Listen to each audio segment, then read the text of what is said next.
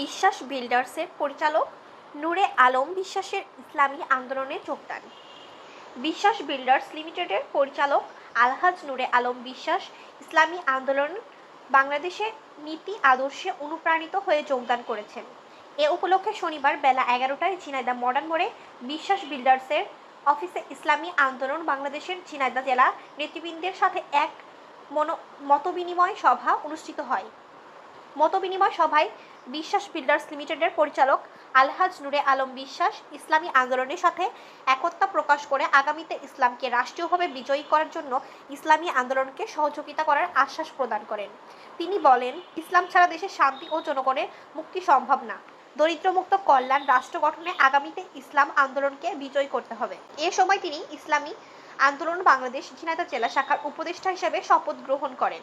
মতবিনিময় সভায় প্রধান অতিথি হিসেবে উপস্থিত ছিলেন ইসলামী আন্দোলন বাংলাদেশের কেন্দ্রীয় কার্যনির্বাহী সদস্য আলহাজ মুফতি মোস্তফা কামাল।